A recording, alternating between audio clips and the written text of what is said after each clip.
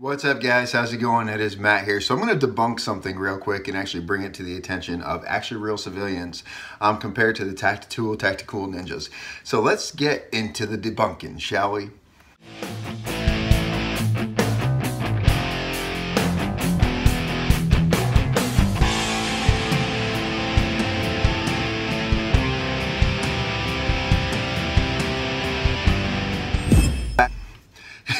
It's like this, guys. One of the most common things that I have in the comments in my videos when I talk about calibers, or say if I have a single stack gun or something like that, is the fact that I don't have enough ammunition. All right, that I'm an idiot because I don't carry enough ammunition, and anyone else is an idiot because you're not carrying enough ammunition to actually get the job done. And God forbid, and they all say the same thing, that anyone that's ever been in a firefight, you never once hear them complain that they've never had enough ammunition in their entire life. Any civilian that has ever been in a firefight has never once complained about having too much ammunition. That's one of the things that you always hear. I've heard that from so many people, and I've commented on some of the people that say it too. This is what I say: name that dude that was in that firefight. Obviously you know him, so aim that dude that was in a firefight. Who was he when the firefight took place? And I usually don't get a response back. And as a matter of fact, they probably leave the channel, would be my guess, or they just give some snazzy, whatever, comment or something like that. Because the truth, that's not the full truth, right? That's not the full truth. Now, in a war zone, yeah, you want ammo. You want a lot of ammo because you're shooting on your site, you're fighting your way across the country, or you're on patrol or something like that. And if you get sniper fire, you need that extra ammo. You need that in a combat zone. 100%, without a shadow of doubt. Every single dude that I've ever served with, the guys that I served with, I was glad to have the extra ammunition when I was overseas in a firefight, in war, in actual war, fighting from fighting position to fighting position, from guarding overwatch position to guardian overwatch position, off of helicopters, all that other stuff. It's all about, you want that extra ammunition because God forbid something bad happens, you hit an IED or something like that in your vehicle and you're stuck there overnight while you're getting attacked. So you need that extra ammunition. However, in the civilian world, I've watched a lot of stuff where they actually talk about the aftermath of a civilian-based shooting. They do interviews of stuff like that. They do interviews of people. And the one thing that is common in every single one of those interviews is, one, that person that had to defend themselves, that civilian that had to defend themselves with a firearm, was usually caught at a bad place, a bad position. They'd be on camera in their pajamas, for crying out loud. In their pajamas, someone came in their house in the middle of the night and they're still wearing the nighttime clothing, and they grabbed a simple pistol, one pistol, and they defended themselves from home. Or they grabbed one rifle or a shotgun and they defended themselves from their home. Or two, after they're done, they don't want to talk much about it. They don't want to talk much about it because the fact that they just killed someone is on their mind, all right? And that's bothering them. The last thing that they're thinking is, God, I wish I had more ammo. That's the last thing those guys are thinking. Most of those firefights are over very quickly. It doesn't take a whole lot of ammunition to get the fight over with. And when they're done, like I said, that person is in a bit of a state of shock. Okay, so for all the people out there is like say, well, every single person that's ever been in a civilian firefighter, so never once complained about having enough ammunition. You're probably right. They've never complained about not having enough ammunition because they had other crap on their mind. And for the most part, they didn't need the extra ammunition. They just realized that they had put a bunch of holes in someone, and they took that person from the world. And then, do you think the last thing that they want is to know that, God, I wish I had more bullets so I could have put more bullet holes in them? Or more bullet holes in these buddies. And the other argument that a lot of people say is every single attack is like two people, which is true. There's a good chance there's one or two people. And what usually happens, you engage one, the others flee. That's usually how it usually happens in the civilian world. I'm not talking about a police officer. I'm not talking about a soldier or a Marine or a special operations guy that's overseas. They need the extra ammo, and they need that ammo.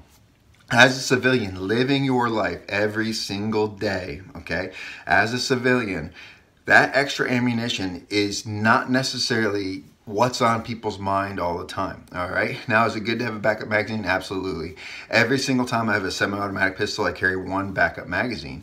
And then we only have 10-round laws out in the state, all right? And I'm not pro 10-round laws. I hate 10-round laws, but I accept the fact that there's 10-round laws. But the only reason I honestly carry a second magazine is for double feeds, because the only way to clear a double feed, all right, the only way to clear a double feed is by inserting another magazine. So most of the time I carry 1 to 2 extra magazines just because I have that 10-round magazine law.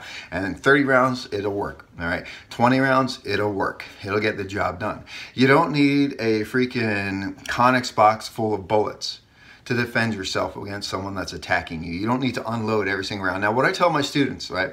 What I tell my students in every single one of my classes when I'm going through them is every single round. Now, there's a safety rule that maybe you guys don't think about. I know you've probably talked about it, but you don't think about it. Know your target and what's behind it, all right? Know your target and what's behind it, because bullets are designed to put holes in things and go through things, right? So you have to always know your target and what's behind it. Now, what you need to do, you ever seen those movies, the Naked Gun series? Naked Gun series, Leslie Nielsen, Naked Gun series, the covers of the videos, he's always riding on a bullet and he's got like a snub nose or something like that, and he's got like a saddle riding on a bullet. Picture that. However, change that face from Leslie Nielsen to a $5,000 an hour lawyer riding on every single one of those bullets that you put down range.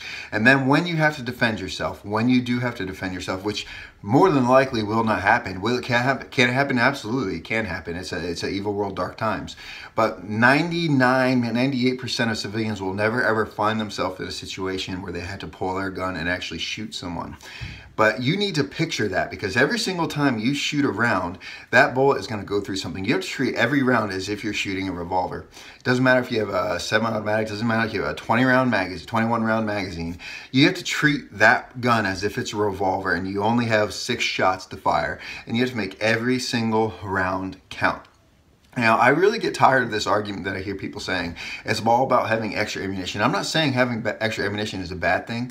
These same people, I just did a video on that, they're always complaining about too much weight and stuff like that, is that this gun's too heavy and stuff like that, yet they carry like 3 times the amount of recommended ammunition, or like 4 times the amount of ammunition, which triples the weight of what they're carrying on a daily basis. So their lightweight gun now is become heavy because they have like 5 or 6 extra magazines with a backup gun. I've had some people comment in my video. They're like, "Oh, you're an idiot for only carrying 1 magazine." I carry 2 guns. I carry a Glock 19, an M&P shield. I also carry a J-frame on my ankle, and I carry a shield on my other one. I have 2 extra magazines for my. I'm like, holy crap, guys! You know, we're in a civilian world, all right. If you focus your entire life on, you know, being attacked by tactical ninjas from every directions, or being the direct freaking target of a terrorist sleeper cell, you are their target, their primary target, and they're going to surround you every step of the day. You will have a crappy life, because you will never live your life to the fullest, because you're so worried about the tacticals and behind this and stuff like that. As a civilian, when it comes to ammunition, like I said, you choose how. If you want to carry extra ammunition, absolutely, by all means, carry the extra ammunition. I carry what I think I may need. Now, some people say, "Oh, you never know what's going to happen." You're right.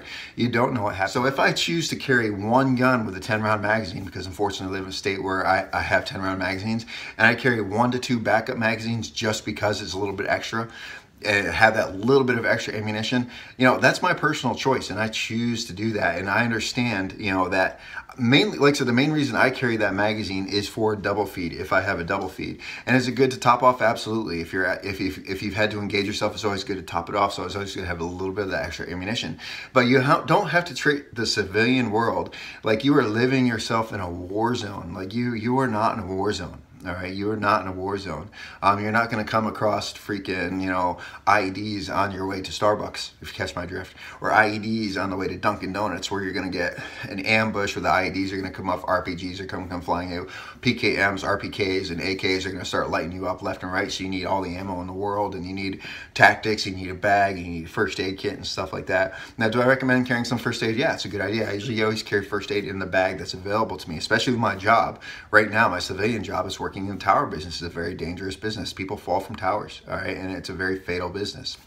So for me, I have to carry that extra stuff, and I keep it where it's available to me. But I don't live my life in tactical cargo pants, tactical cargo clothes, wearing a flak jacket, and, you know, 30 extra round magazines of extra ammunition and a full assault pack, and 3 days worth of chow and warming layers in an assault pack. And I don't live my life like that, like I'm in a combat zone. I've been in a combat zone. It ain't that fun, all right? And that sucks, and it kills your knees after a while.